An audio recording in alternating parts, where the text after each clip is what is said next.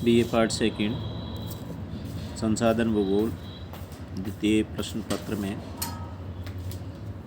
आज मैं आपके सामने मत्स्य पालन का प्रकरण ऑनलाइन प्रस्तुत कर रहा हूँ। मैं doctor BL Jat, associate professor geography, government girls college Behror से आप सभी छात्राओं के लिए मत्स्य पालन का टॉपिक ऑनलाइन प्रस्तुत कर रहा हूँ।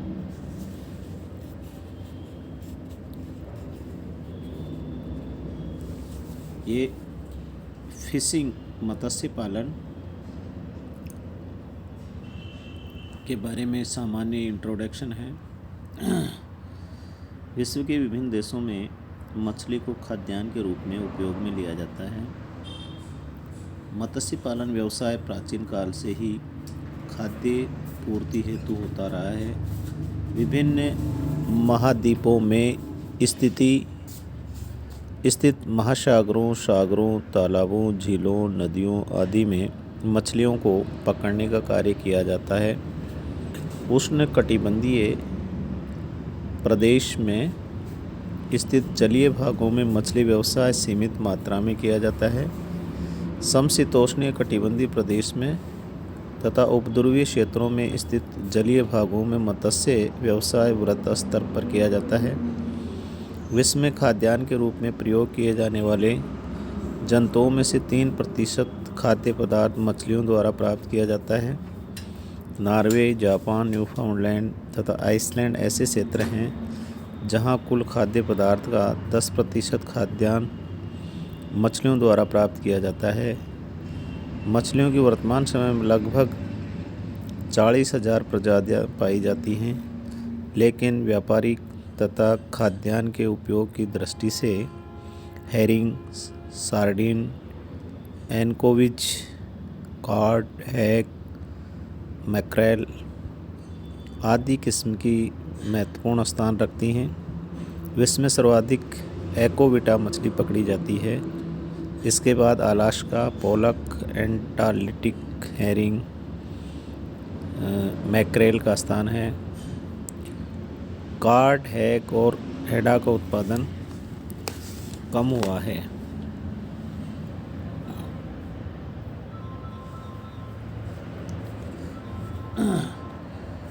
मछलियाँ अधिकांशतः झुंडों में एकत्रित रूप में पाई जाती हैं।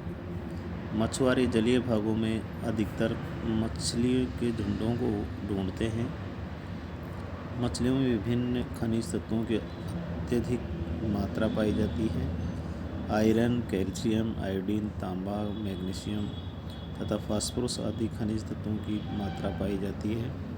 मछलियों से प्राप्त तेल में विटामिन A तथा D की अधिकता मात्रा पाई जाती है।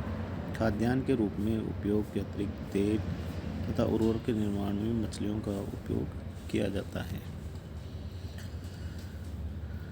मछली व्यवसाय के लिए अनुकूल दशाएं। मत्स्य व्यवसाय एक ऐसा उद्योग है जिसका अधिकतम स्थानीयकरण समशीतोष्ण कटिबंधीय क्षेत्रों में है। मत्स्य उत्पादन हेतु निम्नलिखित भौगोलिक दशाएं होना आवश्यक है। पहला है प्लैंकटन की आपूर्ति। प्लैंकटन सागरीय जल में पाए जाने वाले सूक्ष्म जीव व पादप होते हैं जो मछलियों का प्रमुख भोज्य पदार्थ है, जिसका निर्माण समुद्र में पाए जाने वाले असंख्य जीवित पदार्थों के द्वारा होता है। प्लैंकटन समुद्र में अधिकतर उन भागों में पाया जाता है जहां तक सूर्य की किरणें जल में आसानी से पहुंच जाती हैं। अतः प्लैंकटन का अधिकतम भाग महाद्वीपीय मग्न तट पर पाया जाता है, जिस कारण मछलियां भी इसी क्षेत्र में पाई जाती हैं। दूसरा है जलवायु।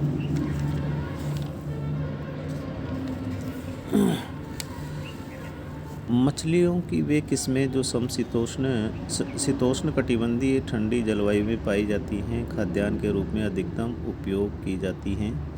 गर्म क्षेत्र की मछलियाँ स्वादिष्ट नहीं होती तथा जहरीली होती हैं। जिसके कारण इनको खाद्य रूप में उपयोग में नहीं लिया जाता।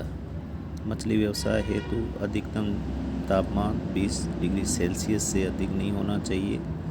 गर्म क्षेत्र की जलवायु वो मछलियाँ अधिक समय तक नहीं रखी जा सकती तथा उनमें सड़न पैदा हो जाती है, जबकि ठंडे प्रदेशों की मछलियाँ लंबे समय तक उपयोगशील रहती हैं। इसी कारण मत्स्य व्यवसाय हेतु ठंडी जलवायु उपयुक्त मानी जाती है। ठंडी जलवायु में मछलियाँ भी एक समूह के रूप में पाई जाती हैं, अतः इन्हें पकड़ने में भी सुविधा होती है। गर्म जल में ऐसे बैक्टीरिया उत्पन्न हो जाते हैं जो प्लैंकटन को खा जाते हैं।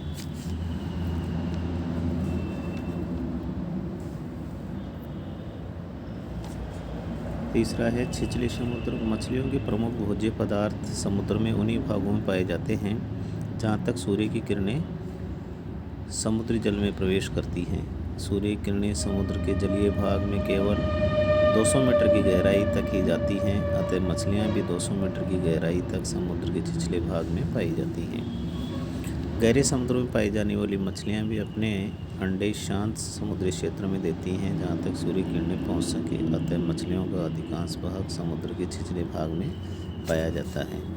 नदियों के ज्वार नदमुखी मुहाने नदियाँ धरातलीय भाग में से बहकर आती हैं, तब अपने साथ अनेक प्रकार के पदार्थों को भाग कर लाती हैं। ये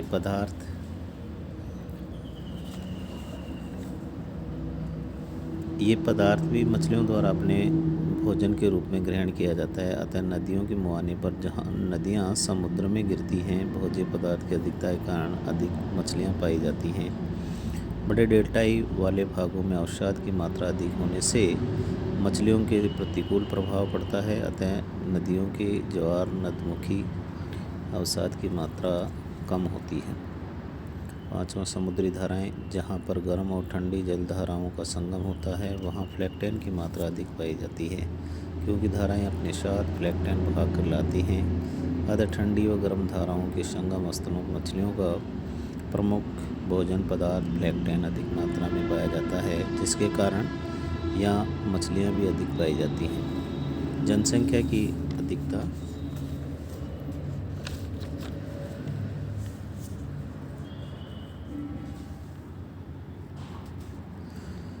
अधिकतम जनसंख्या होने तथा अन्य पदार्थों की कमी होने पर ही मनुष्य मछली या अन्य जंतुओं के द्वारा खाद्यान्न प्राप्त करता है। इसके अलावा मांस खाने पर धार्मिक रोक नहीं होनी चाहिए। भारत में अधिकतर लोग धार्मिक कारणों से ही मछली नहीं खाते, जबकि नॉर्वे, स्वीडन, जापान तथा आइसलैंड आदि देशों में मछली खाने पर किसी प्रकार का प्रतिबंध नहीं है, अतः इन देशों में मछली को अधिक मांग पाई जाती है। यातायात।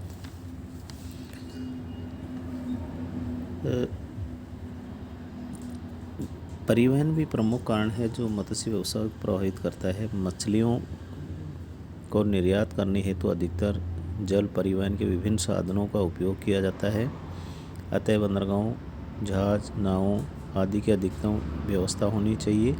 साथ ही परिवहन कार्य सस्ता भी होना चाहिए। आज मैं बीए पार्ट सेकंड की सभी छात्राओं को मत्स्य पालन की जो अनुकूल दशाएं हैं उनके बारे में ऑनलाइन टीचिंग प्रोग्राम आपके सामने प्रस्तुत किया है। सभी बीए पार्ट सेकंड की छात्राओं को इसी के साथ धन्यवाद।